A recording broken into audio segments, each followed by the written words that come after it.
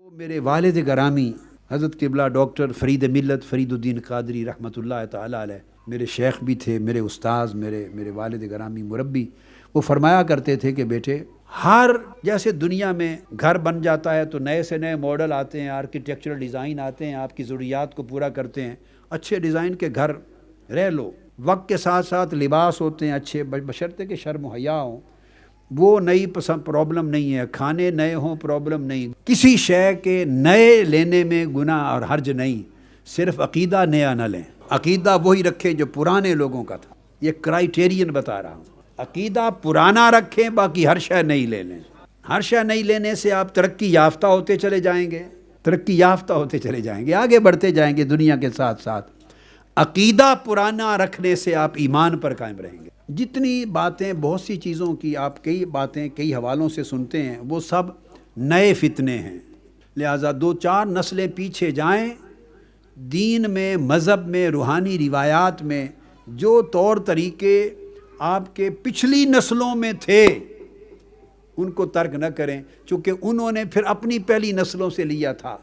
ہر پچھلا دور آقا علیہ السلام کے دور کے قریب تھا ہماری نسبت. خیر القرون قرنی ثم الذین یلونہم ثم الذین یلونہم. آقا علیہ السلام نے فرمایا سب سے بہتر میرا زمانہ، یعنی وہ صحابہ کرام جنہوں نے مجھے پایا، صحابہ کرام اور اہل بیت اطہار جو آقا علیہ السلام کی حیات طیبہ میں تھے، تو وہ حضور کا زمانہ تھا صلی اللہ علیہ وسلم. عہد صحابہ کہلاتا ہے. ثم الذین یلونہم، پھر ان لوگوں کا زمانہ سب سے بہتر ہے جنہوں نے انہیں پایا، وہ تابعین کا دور تھا. ثم الذین یلونہم، پھر ان لوگوں کا دور جنہوں نے تابعین کو پایا، وہ اتباع التابعین. اب نص، حدیث کی جو نص ہے، ظاہر نص کا اطلاق تو صاف ظاہر ہے قرون ثلاثہ پر، 3 زمانوں پر ہوتا ہے، عہد صحابہ پر، عہد تابعین پر، اور پھر اتباع التابعین، companions of the holy prophet, then their followers, then their followers. تو اس کا اپلیکیشن تو 3 زمانوں پر ہوتی ہے ظاہر نص کی. مگر اس سے ایک اصول نکلتا ہے، ایک پرنسپل وضع ہوتا ہے کہ ان 3 زمانوں کو یا آخری تیسرے زمانے کو یہ فضیلت کیوں ملی. جس زمانے کو جتنا قرب تھا زمانہ محمدی، زمانہ نبوت کے ساتھ، وہ زمانہ اتنا افضل ہو گیا. جس کو جتنا قرب تھا آقا علیہ السلام کے زمانے سے اتنا افضل ہو گیا. اب اس اصول کو جب ہم صدیوں پر اپلائی کریں گے تو جو صدیاں آقا علیہ السلام کی صدی کے جتنے قریب تھی وہ پچھلی صدیوں سے اتنی بہتر ہوں گی. اس اصول کی اپلیکیشن یہ ہوگی. تو صدیوں کا بھی اطلاق ہوگا، کمپیریزن ہوگا. لہٰذا یاد رکھ لیں، یہ تصور دیا جاتا ہے کہ پہلے لوگ جاہل تھے، اب علم آ گیا ہے قرآن و سنت کا ہمارے پاس، سو ان کی روش پہ نہ چلو. یہی طور طریقے ہمیشہ حق کو رد کرنے والے کہتے رہے ہیں. دین اور ایمان کے معاملے میں پہلوں کے پاس لیگیسی تھی، ایک لیگیسی تھی، وراثت تھی، ایک تسلسل تھا، کنٹینیوٹی تھی، اور وہ آقا علیہ السلام کی امت میں تسلسل سے چلی آ رہی تھی. امت خیر پہ رہی. حضور نے فرمایا اللہ پاک میری امت کو من حیث المجموع کبھی گمراہی پر جمع نہیں فرمائے گا. جس کا مطلب ہے کہ تسلسل کے ساتھ زمانوں میں میری امت خیر پہ رہے گی اور خیر برقرار رہے گی. تو خیر کی لیگیسی ہے، ایک کنٹینیوٹی ہے جو صدیوں سے چلی آ رہی ہے. لہٰذا عقیدہ وہی اچھا ہے جو پہلے لوگوں کا تھا. جو نئی چیز عقیدے میں کوئی در آئے کر آئے گی، داخل ہوگی اور کہے گا کہ یہ پچھلے جاہل تھے، وہ مشرک تھے، وہ بدعتی تھے، وہ ناواقف تھے، قرآن و سنت کا علم ان کے پاس نہ تھا. اب ہم محقق ہو گئے ہیں، علم تک ہماری رسائی زیادہ ہے، سو ہماری بات مانو. تو میں کہوں گا دنیا کے ہر معاملے میں ان کی بات مانو، دین اور عقیدے میں وہ بات نہ مانو. دین عقیدے میں وہی اچھا جو پرانا تھا، دنیا میں وہی اچھا جو نیا ہے. جتنا پیچھے جائیں گے تو منبع ہدایت مصطفیٰ کی طرف جائیں گے. جتنا پیچھے جائیں گے ازمنہ اولیاء کی طرف جائیں گے، اولیاء کے زمانوں کی طرف جائیں گے، صالحین کی صدیوں کی طرف جائیں گے. اس لیے دین اور عقیدہ وہ اچھا جو پچھلے زمانوں سے تسلسل میں آ رہا ہے، اور دنیا وہ اچھی جو ترقی کے تقاضوں پر آگے بڑھتی چلی جائے.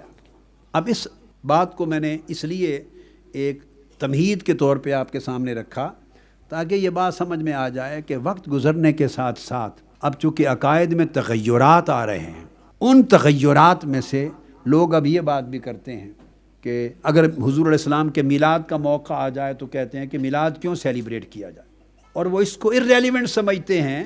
بھئی ہم سے مت پوچھو، یہ تو صدیوں سے پوری امت مسلمہ سیلیبریٹ کرتی آ رہی ہے. یہ پاکستان اور ہندوستان کے لوگوں نے اس کو جنم نہیں دیا، یہ مکہ اور مدینہ کے لوگ اور عرب و عجم کے لوگ صدیوں سے ہمیشہ سے سیلیبریٹ کرتے آ رہے ہیں. تو یہ لیگیسی ہے اسلام کی. ایک کویسچن آتا ہے نا دل میں. اسی طرح یہی معاملہ ذکر حسین کا ہے. جب محرم کے ایام آتے ہیں، شب عاشور آتی ہے یا یہ چند دن آتے ہیں، تو اگر آپ کوئی 30 40 50 سال پیچھے چلے جائیں، 60s کا 1960s کے دور کو، 50s کے دور کو دیکھ لیں، 60s کی دہائی کو دیکھیں، 70s کی دہائی کو دیکھیں، 80s کی دہائی کو دیکھیں، پیچھے چلے جائیں 30 سال 40 سال 50 سال 60 سال پھر 100 سال. تو جن کی عمر ذرا زیادہ ہے ان کی یادداشت میں یہ چیزیں ثبت ہوں گی. کوئی علاقہ، گوشہ، خطہ ایسا نہ تھا کہ جب یہ ایام آتے تھے محرم کے، ہر مسجد، ہر گلی کوچہ، ہر جگہ ذکر حسین کی محافل ہوتی، شہادت امام حسین کے جلسے ہوتے.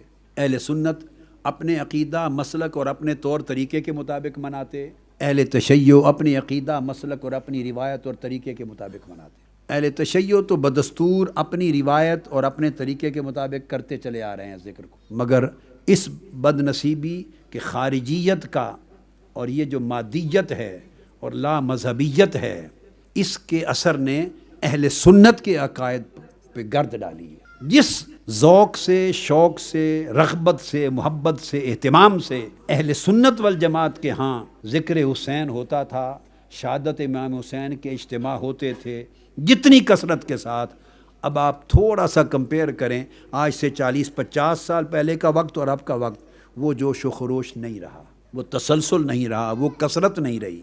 میں اپنی بچپن اور اپنی نوجوانی کا وقت میں یاد کرتا ہوں. اب ذکر حسین کرنا، شہادت امام حسین کی اجتماع کا انعقاد کرنا، جلسات کا اہتمام کرنا، اب اس چیز کو فروغ دیا گیا ہے پچھلے 20-30 سال کے اندر کہ جو شہادت امام حسین کا جلسہ کرے، مجلس کرے، اجتماع کرے، ذکر کرے، عاشور کی شب ہو یا اس کی پہلی 2 راتیں ہوں، جو ذکر کرے گویا وہ شیعہ ہے یا اس کے اندر تشیع ہے. اس کا مطلب یہ ہے کہ یہ کہنے والے اتنے فتنہ پرور لوگ ہیں. یاد رکھ لیں، اس سوچ کو فروغ دینے والے ہرگز اہل سنت والجماعت نہیں ہیں. میں رب ذوالجلال کی عزت کی قسم کھا کے کہتا ہوں وہ خارجی المذہب ہیں، وہ خوارج ہیں. انہوں نے اہل سنت کے عقائد کو پراگندہ کرنے اور ان کے دلوں سے حب رسول اور حب اہل بیت نکالنے کی ٹھان رکھی ہے، قسم کھا رکھی. اب اہل سنت والجماعت کو صرف حب صحابہ کے اوپر جا کے فقط کنفائن کر دیا ہے، جبکہ اہل سنت والجماعت کا تشخص یہ تھا کہ حب اہل بیت اور حب صحابہ دونوں کو جمع کرنا اہل سنت کے ہاں ایمان تھا، دونوں کو جمع رکھنا یہ امتیاز تھا، یہ تشخص تھا.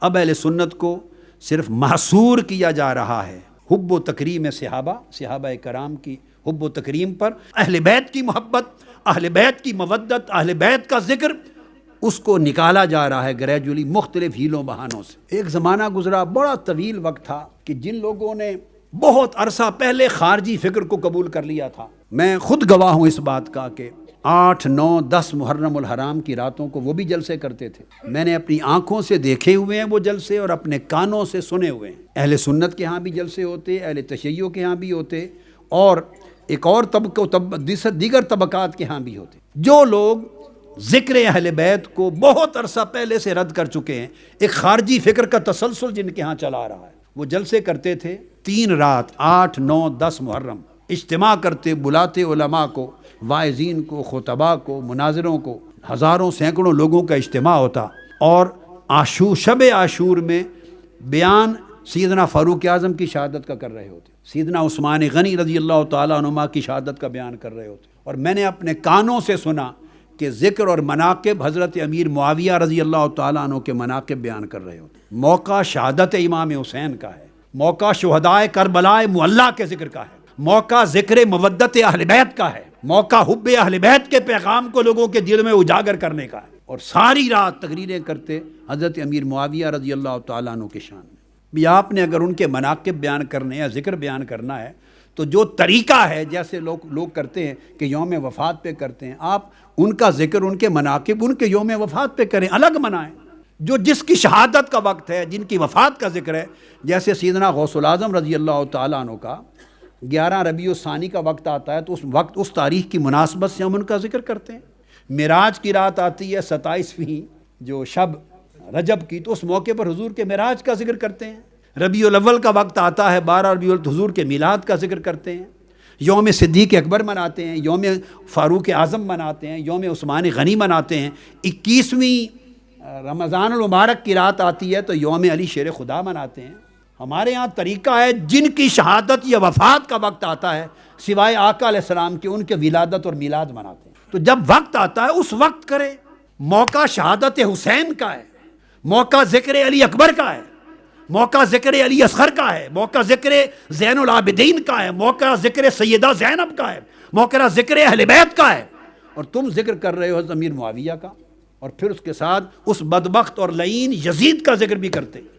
یہ میں نے اپنے کانوں سے سنا ہے، میں اپنے بچپن نوجوانی کی بات بتا رہا ہوں۔ ایسے کئی اضلاع پاکستان میں کیا کیا بیان کروں، میں جانتا ہوں۔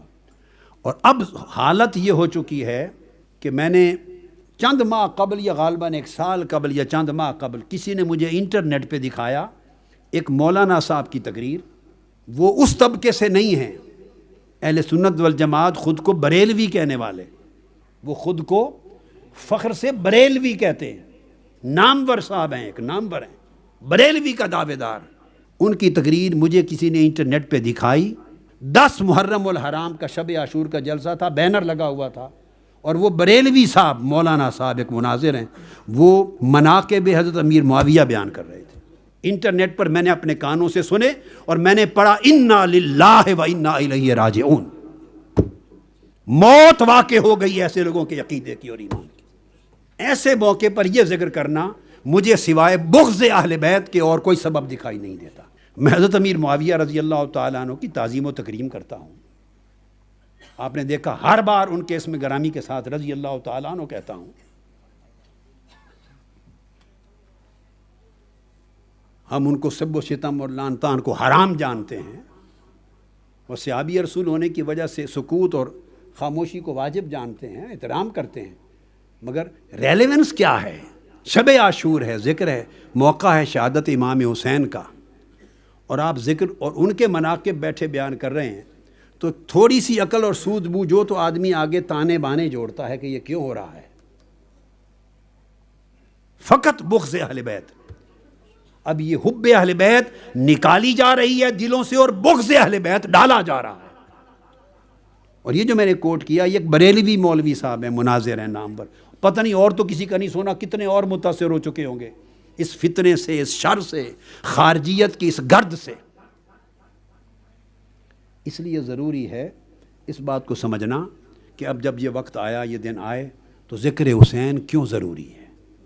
اگر ذکر حسین ضروری نہیں اور شہادت امام حسین کا تذکرہ اور ذکر اہل بیت ضروری نہیں، تو پھر آقا علیہ السلام کی امت میں کسی کا ذکر بھی ضروری نہیں ہے،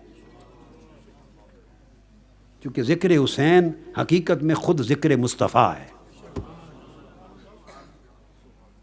شہادت امام حسین حقیقت میں سیرت محمدی کا ایک باب ہے۔